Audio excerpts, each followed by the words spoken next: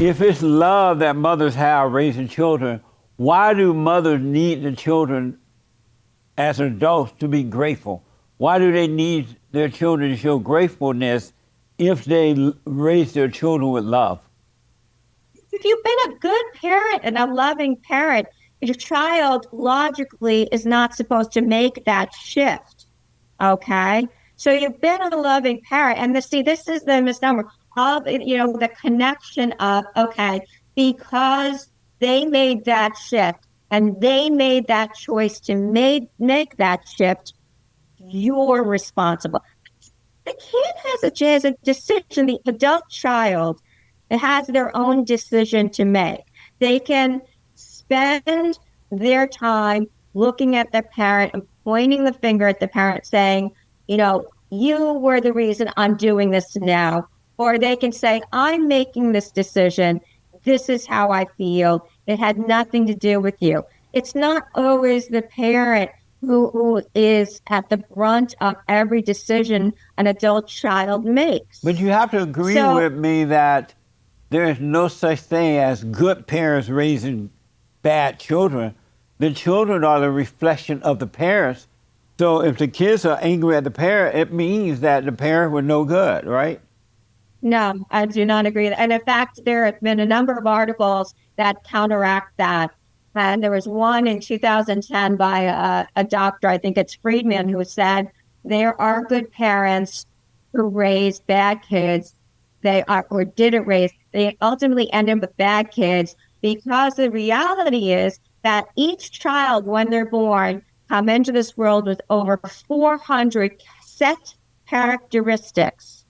And so you can't anticipate that every one of those kids, you can't say that every one of those kids comes in and is going to grow up to be this wonderful person. There are enigmas, and that is now, it used to be that everyone thought that the child comes in perfect and the child is a blank slate. There are multiple studies now and multiple doctors speaking out saying that is not the case. But those doctors are dumb. I want you to think about that. Think about it. If a parent is good, and they have children, how can bad come from good?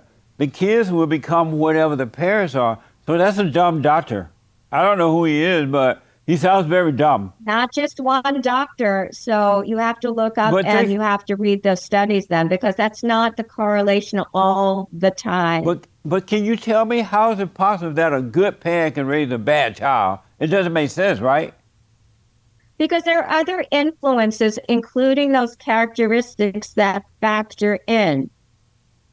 They factor in. Societal influences, especially now, factor in. But the when kids society has taken a seat at the table and have tried to take the head seat at the table. And society has a huge impact on children. But not if the parents are good. The goodness when the kids go out into society, the goodness that came from the parents will protect them from society. But because the parents are no good, they're easily influenced by society. It's not like the kids are just going out and being influenced. They have no inner protection because the parents were no good.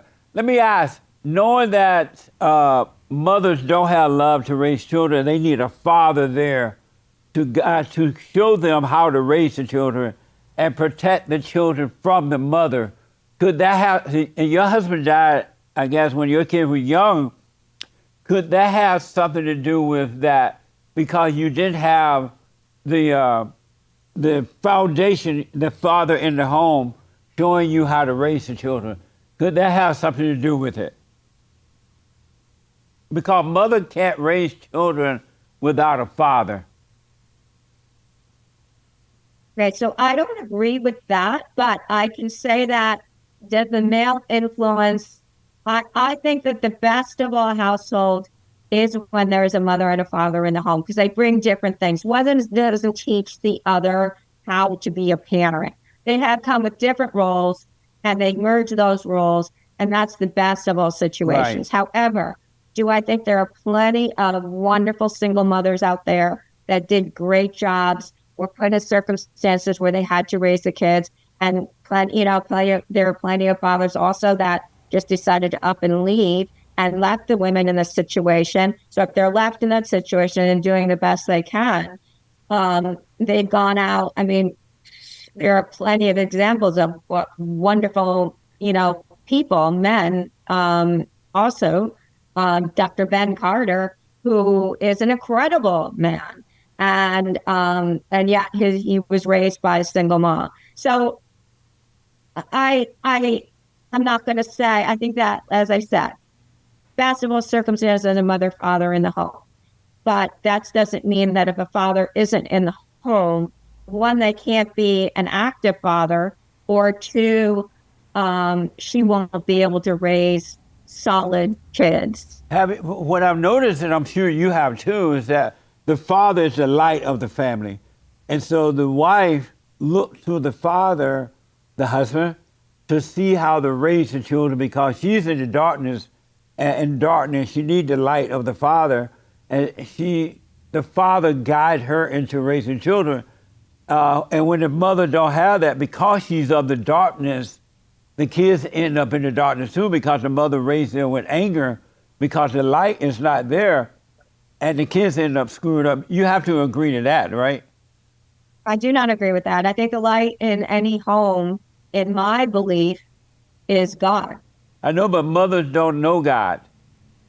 I think I do. Huh? I'm not going to I'm not going to take credit away from mothers and all they've done, to raise children. That's why they do it wrong. Kids. They either spoil the kids, or they're too dominating with the kids, or they're too something. They overdo it because they don't have that father there to guide you.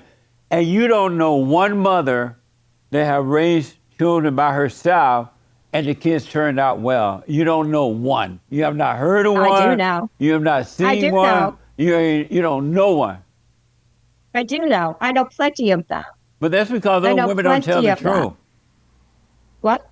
That's because those women don't tell those mothers don't tell the truth about how they really are. I don't agree with that, Jesse. Why not?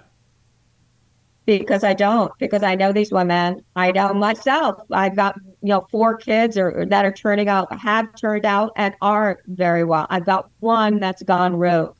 What do you think about mothers who, and it's happened a lot now, who when the father and the mother break up, she takes the kids away from the father, even if the court says the kids have a right, the father have a right to see the kid. The mother still make it impossible for the kids to see their father. She destroyed the kids by turning them away from the fathers. And if the court said yes, she still makes sure the father can't see the kid. Do you agree with me that those mothers are evil? I'm not going to call anyone evil, but I do not agree with that decision. Why wouldn't you call it evil? Is it love? Is it good? Because I'm not in the habit of calling people evil. But people are evil. evil. But I don't like the decision. I don't feel the decision is probably in the best interest of the child. But I'm not that parent. But wouldn't you call her evil for keeping the kids away from the father, just to get back at the father and destroy the kids? Evil is not the appropriate word. Why not? I think it's not in the best interest, because I don't particularly think that that's an appropriate word to describe someone. I'm not going to say that they're evil. But if you're not good, you are. If you're not good, you are of evil. I don't. Well, okay, so that's where we differ. I think they're making faulty decision. I think it's not in the best interest of their child. Their action is what I disagree with. I'm not going to say they're evil. But what causing them to make bad decisions? Is it love? It could be a number of different things. Is it love that's causing them to make bad decisions? It could be feeling, protective in an environment that maybe the court system isn't protecting. I don't know. I can't make a judgment on that, but I'm not going to say they're evil. Are you a Christian? Yes. And being a Christian, do you know that it's either good or evil? You're either with evil or you're with good. Do you know that? But I don't think it's my right to make a judgment on someone that I don't even know the situation. And I'm saying that the act is not in the best interest of the child in many cases. I'm not going to say, oh, in the best, but I'm not going to call someone evil for that. But how would they wake up if you don't let them know that they're evil for doing that? How would they see that they're evil and that evil is making them destroy the children? No, because I think ultimately the children, that when the child is an adult, how that plays out will, and the relationship they have with that parent would probably reflect that decision. And so I think that's, in this case, if they're choosing to keep the child away from a parent, the child eventually, it will reflect on their relationship potentially. It's no, but I'm not going to say that person's evil. But why not? Because I don't agree with it. I'm not going to call someone evil when I just don't agree with that decision. That's amazing. I don't know how that can be if you're a Christian. Because I don't think that's just necessarily that a person is evil. I don't think you're either good or you're evil. You either do all right or all wrong. But that's the way it is. Evil. But I mean, Jesus, it's not to say that, all of the people that were sinners that Jesus, stood up for, is he's, just calling them evil. And so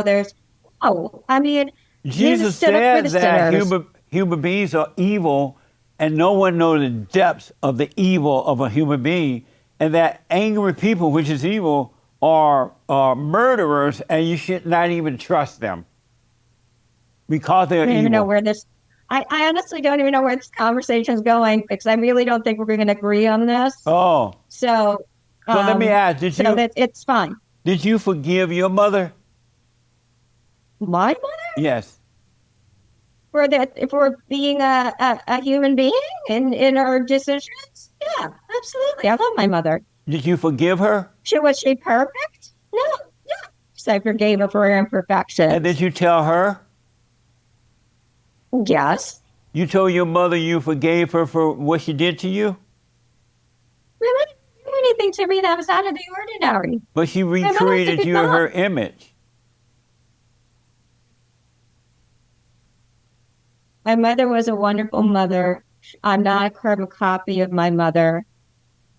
But what do you think your anger came from? Your anger came from your mother, and because you didn't forgive her for being angry, you passed it on to your children. You became like your mother. No, Jesse, this is really going off the rails. You're assuming and you're making an assumption I was an angry mother. I was not an angry mother. And if you want to keep pushing that assumption, then there's no place to go with this. You should ask your daughter, are you angry at me because I was angry at time? I guarantee you she'll say yes.